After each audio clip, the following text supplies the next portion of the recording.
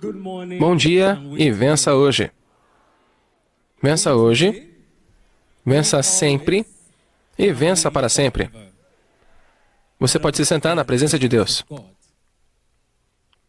Espectadores de todo mundo, obrigado por se juntar a nós. Onde quer que você esteja, qualquer meio que esteja utilizando para nos assistir agora, lembrem-se que a distância não é uma barreira. Obrigado por se juntar a nós. Povo de Deus, eu quero que você se junte a mim para dar um grito de júbilo ao Senhor pela vida do nosso pai, profeta T.B. Joshua, de memória abençoada.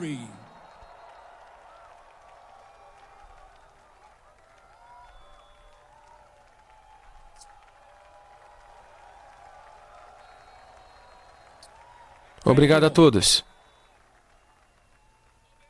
De verdade, há muitas coisas para comemorar sobre a vida e o legado do profeta T.B. Joshua. É nesse sentido que convido você, espectadores de todo mundo, você pode se juntar a nós, neste momento. Levante-se e dê um grito de júbilo e aplauda ao Senhor pelo que creu o profeta T.B. Joshua, pelo quanto ele creu em Deus.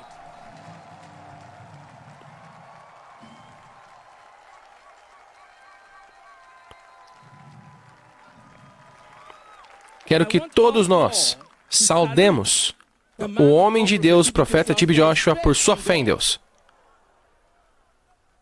e sua total dependência no divino. Ele disse, e eu cito: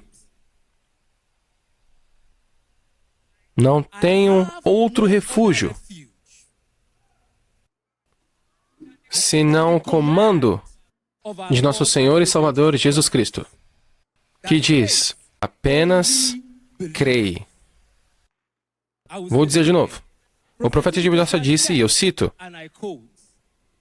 "Não tenho outro refúgio senão o comando de Jesus, que diz, apenas creia." No livro de Mateus, capítulo 5, versículo 36, como todos nós sabemos, foi essa crença em Cristo Jesus que deu origem à sinagoga e igreja de todas as nações, onde estamos hoje.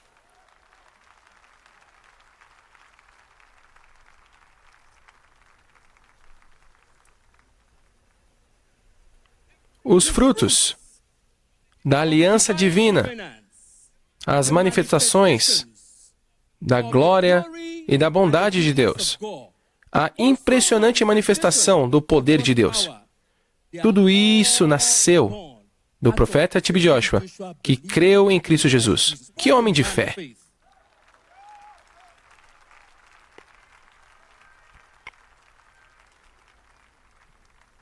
E também quero agradecer a Deus pela vida da nossa mãe no Senhor, pastora Evelyn Joshua.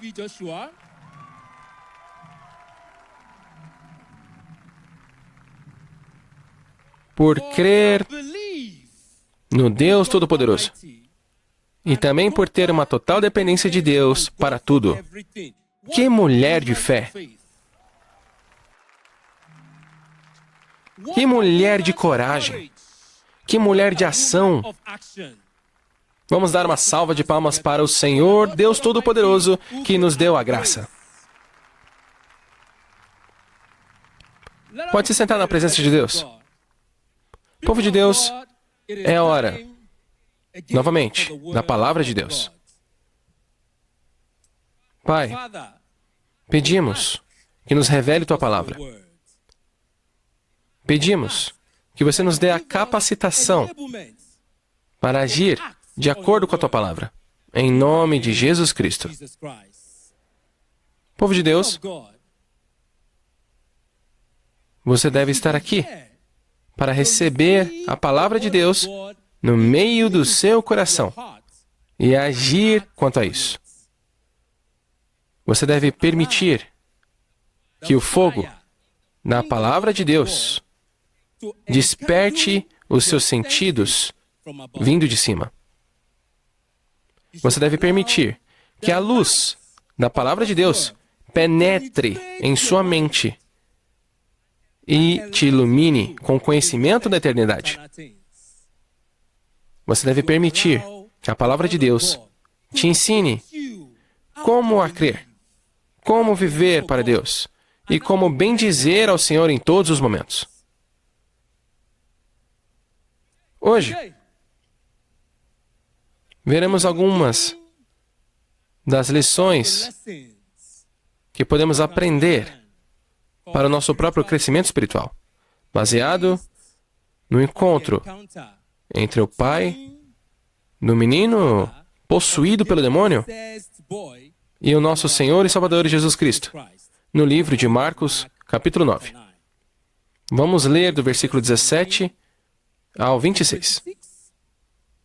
A Escritura está cheia de detalhes, mais especialmente o Novo Testamento está carregado de detalhes daqueles que se encontraram com nosso Senhor e Salvador Jesus Cristo. E suas vidas foram transformadas para o bem. Eu quero que você pense sobre isso. Você teve encontros com pessoas. Esses encontros mudaram sua vida? Muitos de nós tiveram encontros com pessoas que nos odiavam. Agora a gente começa a odiar essas pessoas. Mas você precisa de um encontro com Jesus, que transformará completamente sua vida para o bem. Diga ao seu vizinho, você precisa de um encontro com Jesus. Sim. O encontro do pai do menino possuído pelo demônio com o nosso Senhor e Salvador Jesus Cristo expôs a fraqueza de sua fé e nos ensina o que devemos fazer quando vamos a Jesus.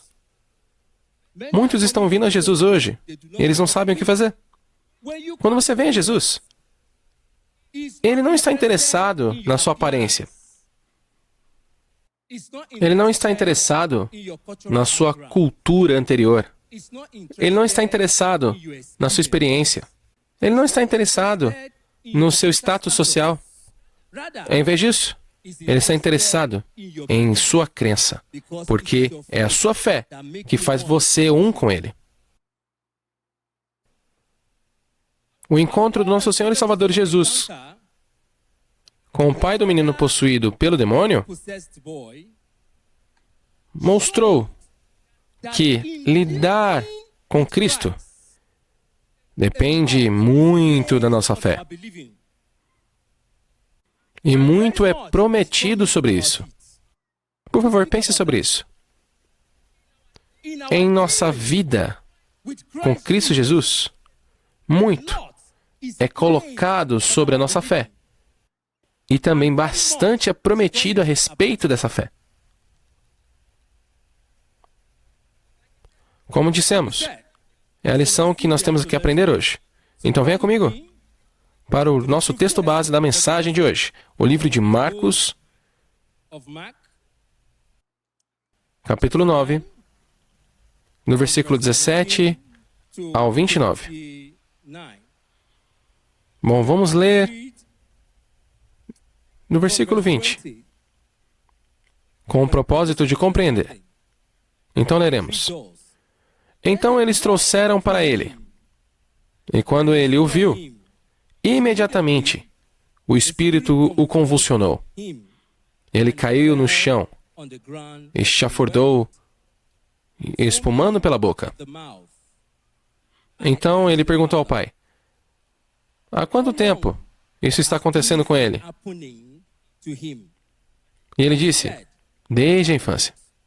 E muitas vezes ele o jogou no fogo e na água para destruí-lo. Mas se você puder fazer alguma coisa, tenha compaixão de nós e nos ajude. Jesus lhe disse: se você pode acreditar, todas as coisas são possíveis para aquele que crê.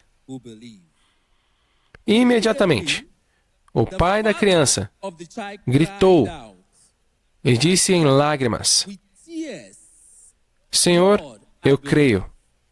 Ajuda minha incredulidade. Vamos parar aqui. Quando foi a última vez que você chorou a Deus com lágrimas nos olhos, pedindo a Ele para ajudar sua própria incredulidade? Nessa passagem, vemos um homem que expõe seu verdadeiro estado do seu coração, dizendo: eu creio, ajuda a minha incredulidade. A Bíblia diz que ele gritou dizendo: ajude em minha incredulidade. Isso significa que o homem acredita à sua própria maneira e pede a Jesus para ajudá-lo a acreditar no próprio caminho de Jesus. Em outras palavras, ele crê à sua própria maneira e quer que Jesus o ajude a crer no caminho de Jesus. E por que ele faz essa afirmação? Ele fez essa declaração porque, no seu encontro com Jesus, ele percebeu que sua crença é igual à incredulidade diante de Jesus. Sua crença não pode cumprir a condição para a cura de seu filho. Então ele gritou: eu creio, me ajude na minha incredulidade. Podemos aprender com essa passagem que o padrão de crença de Cristo é bem diferente do seu. Diga ao seu vizinho: o padrão de crença de Cristo é bem diferente do seu. Só porque você está aqui hoje, não significa que você crê em Cristo. Quer dizer, só porque você está aqui hoje, não significa que você acredita no caminho de Cristo. Você pode ter sua própria maneira de crer. Você pode crer do seu jeito. Assim como o pai do menino possuído pelo demônio, ele cria do jeito dele.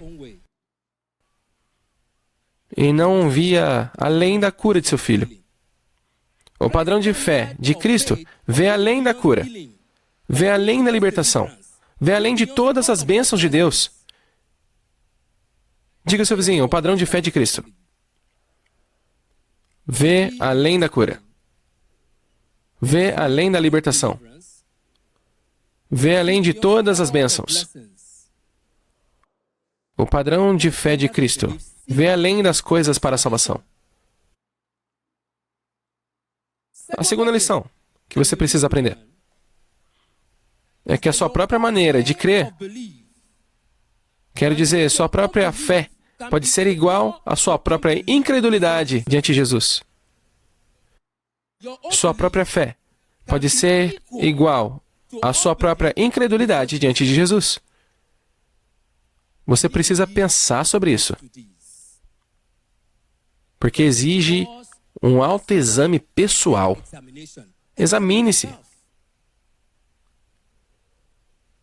Sua própria crença pode ser igual à sua própria incredulidade diante de Jesus.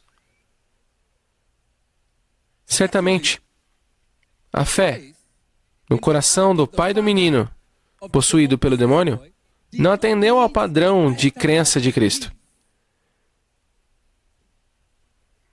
Ele reconheceu suas limitações espirituais e clamou a Deus. Gritou a Jesus: eu creio, me ajuda na minha incredulidade. Ele foi ajudado? Não ouvi você. Ele conseguiu ajuda? Se a fé do homem foi ajudada e ele recebeu as bênçãos de Deus, você também precisa perceber a fraqueza de sua fé e pedir a Deus para ajudá-lo.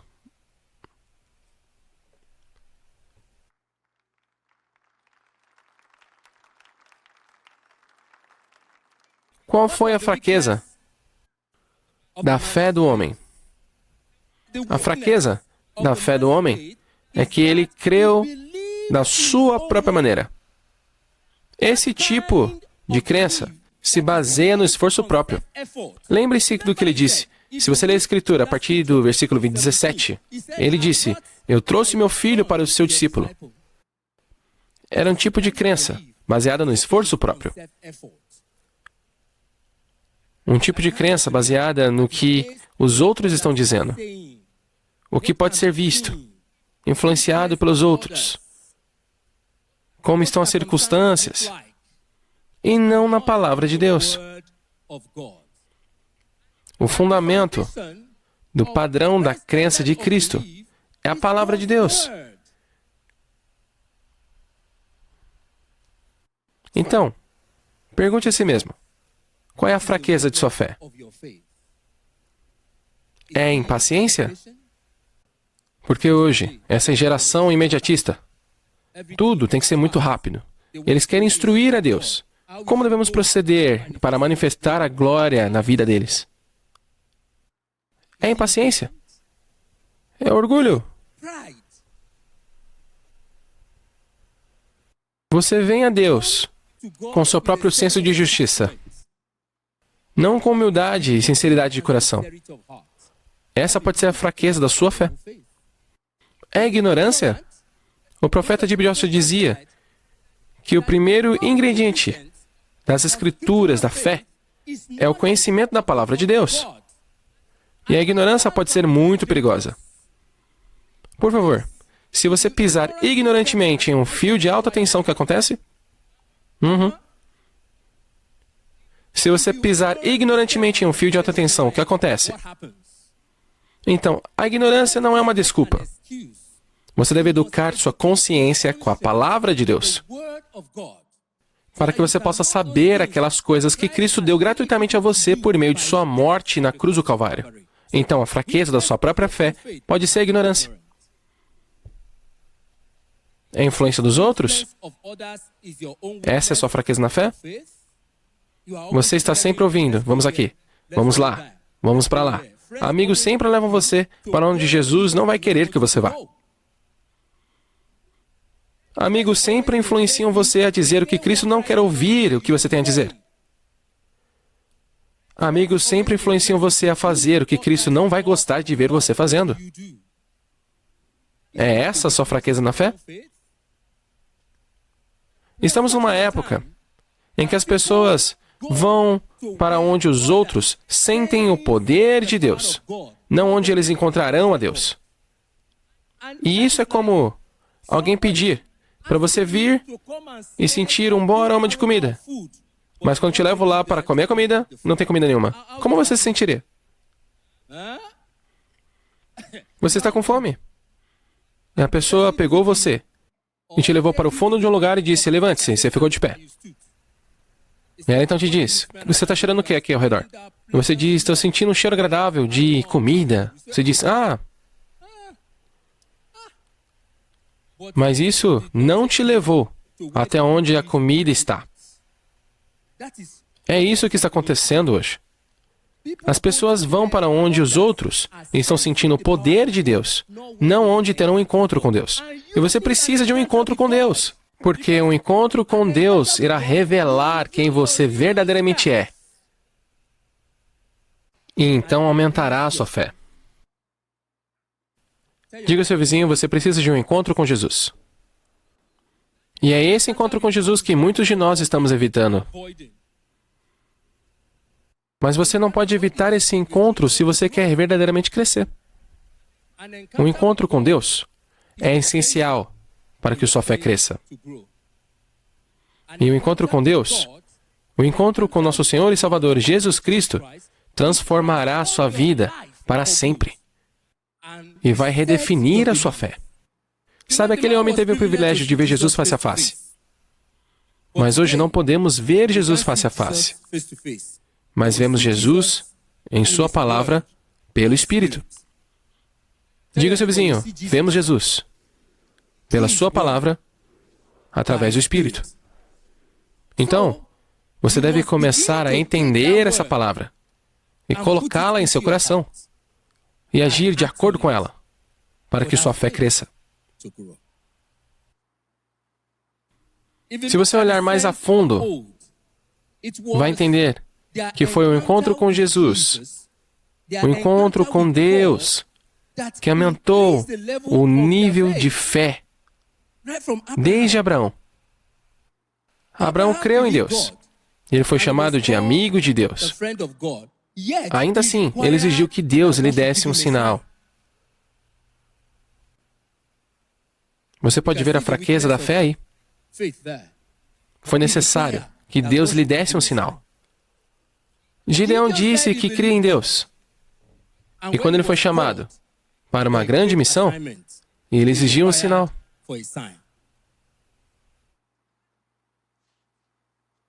Mas o encontro com Deus Todo-Poderoso aumentou sua fé, restaurou sua confiança para prosseguir nessa tarefa, e o nome de Deus foi glorificado. E quanto ao homem cego? No livro de Mateus, capítulo 9, onde você lê do versículo 21 em diante, a Bíblia diz que eles estavam seguindo Jesus e estavam dizendo: tenha misericórdia de nós, filho de Davi. E Jesus não respondeu eles. Ele apenas continuou andando. É como você hoje, você veio aqui. E o evangelista, o homem de Deus, não te respondeu. E você continua chamando: homem de Deus, me ajude, homem de Deus, me ajude. Se você não fala, as pessoas ao redor vão falar. Ou você não acha que elas ficariam gritando e lamentando? Homem de Deus, me ajude. Homem de Deus, responda a ela. Mas naquele encontro, um homem cego estava clamando atrás de Jesus. E Jesus prosseguiu indo.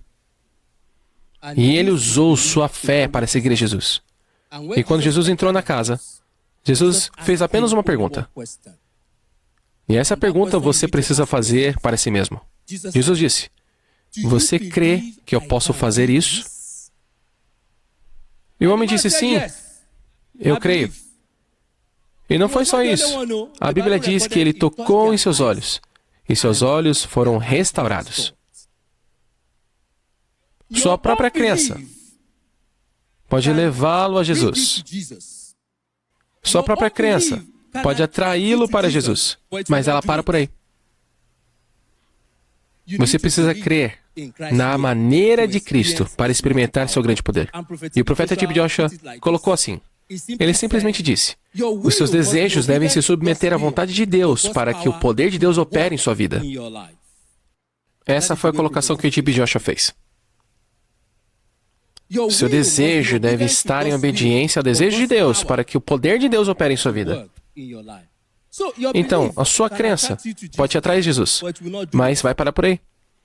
Você precisa crer do modo correto. E para crer do modo correto, é preciso crer na palavra de Deus. Faça da palavra de Deus o padrão para a sua vida. E quero deixar você com essa palavra. Venha comigo no livro de Mateus, capítulo 21, e vou ler no versículo 21 ao 22.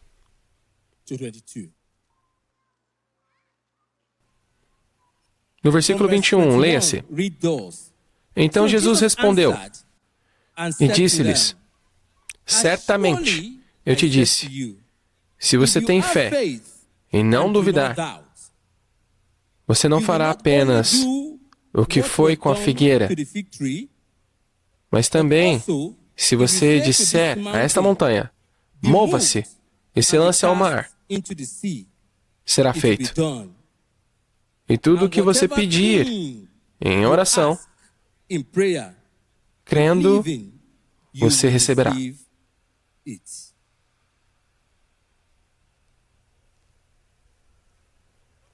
Quero chegar até sua mente com a citação do profeta T.B. Joshua, que dizia: crer é a única condição para uma oração ser respondida.